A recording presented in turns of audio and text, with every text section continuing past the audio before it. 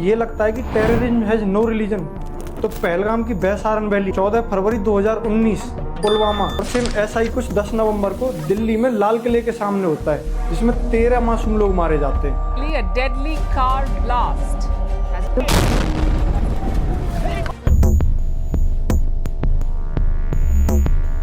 जिसमें से एक विक्टिम अशोक कुमार, जो अपने घर के अकेले कमाने वाले थे।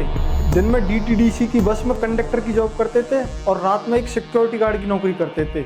और ऐसे न जाने कितने अटैक्स हुए हैं जिनमें हजारों की संख्या में मासूम लोग मारे गए हैं। ये कोई स्टीरियोटाइप टेररिस्ट नहीं थे। इस मॉड्यूल के 8 मेंबर डॉक्टर और 2 टेक्निकल एक्सपर्ट थे।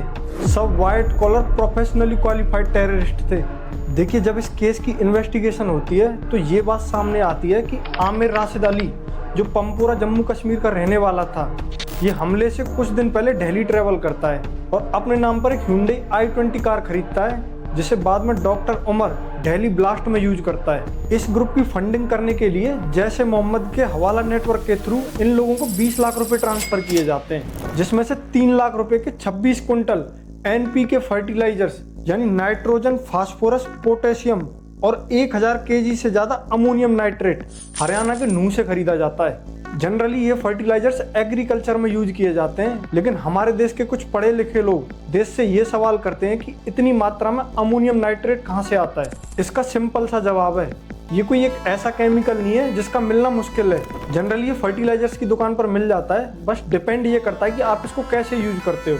अगर आप अल-फलाह जैसे ग्रुप से हो तो जाहिर सी बात है इससे एक्सप्लोजिव भी बनाया जा सकता है। इन लोगों के पास किसी भी रिसोर्स की कमी नहीं थी। एक वेल क्वालिफाइड केमिकल एक्सपर्ट इस ग्रुप का हिस्सा था। ये सारी बातें आगे आपको इस वीडियो में पता चलेंगी।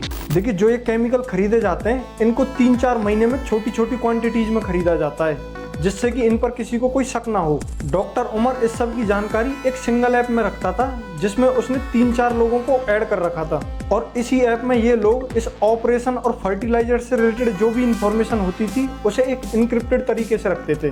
देखिए, जब इस केस की इन्वेस्टिगेशन की जाती है तो फरीदाबाद की अल-फलाह यूनिवर्सिटी में उमर और मुजम्मिल के रूम नंबर 4 और 13 से कुछ डायरीज और नोट्स मिलते हैं, जिनमें कोड वर्ड्स में कुछ नाम और 8 से 12 नवंबर की तारीख का जिक्र होता है, जो कहीं ना कहीं मल्टीपल अटैक्स की ओर इंडिकेशन था। और उन नोट्स और डायरीज में बार बार ऑपरेशन नाम का वर्ड रिपीटेडली यूज किया गया था, जो कहीं ना कहीं एक वेल प्लान ऑपरेशन की ओर इशारा करता था।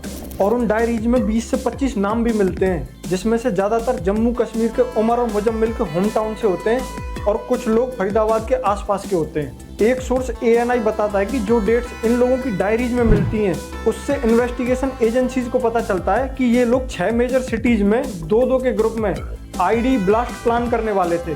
देखिए, इस सब की स्टार्टिंग होती है मार्च 2022 में। इस मॉड्यूल के 3 मेंबर तुर्की ट्रेवल करते हैं और वहीं इनकी मुलाकात होती है ISI के अबू कासा से, जो जैश ए मोहम्मद के फॉरेन ऑपरेशंस डील करता है। और यहीं इस ऑपरेशन को नाम दिया जाता है D6 ऑपरेशन। D6 मतलब दिसंबर 6 1992 को बाबरी मस्जिद को डिमोलिश किया गया था। इसी वजह से इस ग्रुप ने 2021 में 6 मेजर सिटीज में अटैक प्लान कर रखा था और 2025 में फाइनली इसको एग्जीक्यूट करने का सोचा। जो डायरीज अल-फलाह यूनिवर्सिटी के रूम नंबर 4 और 13 से मिलती हैं, उनमें इस D6 मिशन के target selection, hiring, fund movement और सिक्योर कम्युनिकेशन प्रोटोकॉल का जिक्र होता है। जो ये 10 लोगों का ग्रुप बनता है, जिसमें से 8 डॉक्टर और 2 टेक्नीशियन होते हैं। इस सब की स्टार्टिंग होती है 2010 में। डॉक्टर शाहीन फॉरेन में रहने वाले एक इंडियन डॉक्टर के कॉन्टेक्ट में आती हैं और वो इन्हें बाबरी मस्जिद से रिलेटेड वीडियो सेंड करता है और इनका ब्रेन वॉश करने की कोशिश करता है, जिसमें ये कहीं ना कहीं फंस जाती हैं और अपने रिलीजन के लिए एक्टिव हो जाती हैं और वहीं से ये बुर्का पहनना भी स्टार्ट कर देती हैं और फाइनली 2021 में जैश ए मोहम्मद की महिला विंग में शामिल हो जाती हैं। फिर फरवरी 2023 में मौलवी इरफान अहमद वागे, जो जम्मू कश्मीर के सोफिया का रहने वाला था, ये इस ग्रुप की पहली हायरिंग श्रीनगर के गवर्नमेंट मेडिकल कॉलेज के स्टूडेंट मुजम्मिल शकील के रूप में करता है। ये वही शख्स था जिसके फरीदाबाद रेंटेड रूम से एक्सप्लोजिव मिलता है। ये पहले से ही ब्रेन वॉश था, बस इसे एक डायरेक्शन देने की ज़रूरत थी। और फिर मुजम्मिल शकील जम्मू कश्मीर से फरीदाबाद की अल-फलाह यूनिवर्सिटी के पास एक किराए के मकान में शिफ्ट हो जाता है। बाद में मुजम्मिल शकील अपने दोस्त डॉक्टर उमर मोहम्मद और आदिल अहमद राथर को इस ग्रुप में ऐड करता है। जो ये डॉक्टर आदिल होता है, ये कंजीगुड़ा जम्मू कश्मीर का रहने वाला था। ये इस ग्रुप में केमिकल खरीदने का काम करता है। बाद में मुजम्मिल शकील इन दोनों की मुलाकात मौलवी इरफान अहमद वागे से कराता है, ये वही उमर था जो दिल्ली के लाल किले ब्लास्ट का सुसाइड बॉम्बर था। और ये मुजम्मिल शकील बाद में डॉक्टर शाहीन को भी इस ग्रुप में ऐड करता है और डॉक्टर शाहीन अपने भाई परवेज अंसारी को इस ग्रुप में ऐड करती है, जो लखनऊ यूनिवर्सिटी में प्रोफेसर था और केमिकल मिक्सिंग में एक्सपर्ट भी था। और उधर मौलवी एक और डॉक्टर मुजम्मिल अहमद गनी को इस ग्रुप में ऐड करता है, जो अल्फला यूनिवर्सिटी से पोस्ट ग्रेजुएशन कर रहा था और MBBS के स्टूडेंट को पढ़ाता था। हवाला लिंक से जो पैसे ट्रांसफर किए गए थे उसमें इसका हाथ होता है और जो 3 लोग टर्की जाते हैं ये उनमें से एक होता है। और इसी तरीके से ये अब 8 डॉक्टर्स की टीम हो जाती है। बस अब इन्हें कुछ टेक्निकल एक्सपर्ट्स की जरूरत थी जो ड्रोन उड़ाने में माहिर हों और इन्हें व्हीकल्स प्रोवाइड करा सकें। यहीं अक्टूबर 2024 में कुलगाम की एक मस्जिद में डॉक्टर उमर की मुलाकात जासिर बिलाल बानी उर्फ दानिश से होती है, जो ड्रोन उड़ाने और रॉकेट बनाने में माहिर था। एक आखिरी शख्स आमिद राशिद अली, ये वही है जो हमले से पहले दिल्ली ट्रैवल करता है और एक Hyundai i20 खरीदता है। ये इतना बड़ा नेटवर्क था और सब तरीके से लैस थे। देखिए, इस केस की सबसे पहली कड़ी जम्मू कश्मीर के नौगाम से मिलती है, जहां डॉक्टर आदिल अहमद जैसे मोहम्मद के सपोर्ट में पोस्टर लगाते हुए CCTV में देखा जाता है। और वहीं से इस वाइट कॉलर टेरर इकोसिस्टम का पता चलता है। ये इंडिया का सबसे बड़ा टेररिस्ट अटैक होता अगर सिस्टम इन्हें एक दिन पकड़ने में भी लेट हो जाता तो। Jammu Kashmir police UP ATS 6 नवंबर 2025 को आदिल अहमद को उत्तर प्रदेश के सहारनपुर से पकड़ती है। पूछताछ करने पर श्रीनगर के GMC कॉलेज में आदिल अहमद के लॉकर में से AK-47 मिलती है।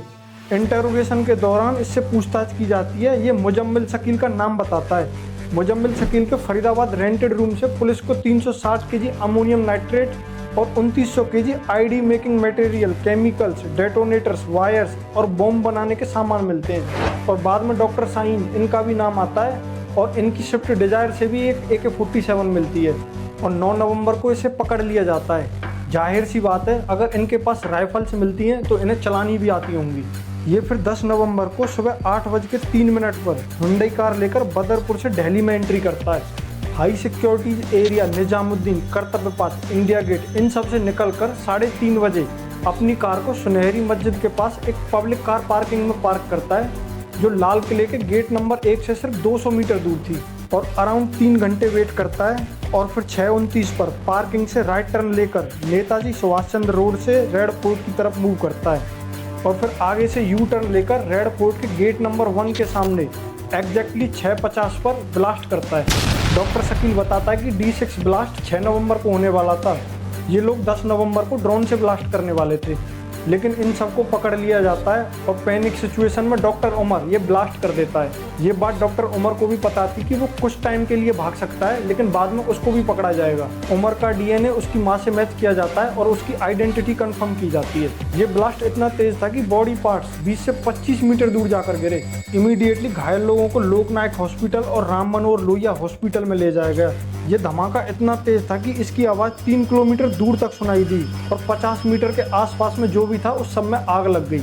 हमारे देश के कुछ पॉलिटिशियंस इस पर भी सियासी खेल खेलते हैं और देश के कुछ यूट्यूबर्स अभी भी सरकार को इसके लिए दोषी ठहराते हैं। ब्लास्ट के कुछ दिन बाद डॉक्टर उमर का एक वीडियो सामने आता है जिसमें वो सुसाइड बॉम्बिंग को शहादत के रूप में देखता है। उसका कहना था कि लोग इसके बारे में गलत सोचते हैं। जब कोई व्यक्ति यह तय कर लेता है कि उसको पर्टिकुलर टाइम और पीरियड पर मरना है तो वो शहादत में शामिल हो जाता है। इस तरीके से इन लोगों का ब्रेन वॉश किया जाता है। जो लोग ये भी नहीं सोचते कि उनके घर वालों का क्या होगा, उनके घर को तोड़ दिया जाएगा, माँ बाप, बहन भाई सबको कितनी परेशानी होगी और लोग उनको किस नज़रों से देखेंगे। क्या यही शहादत है? अगर आपको वीडियो अच्छा लगा हो तो लाइक, शेयर एंड सब्सक्राइब। जय हिंद।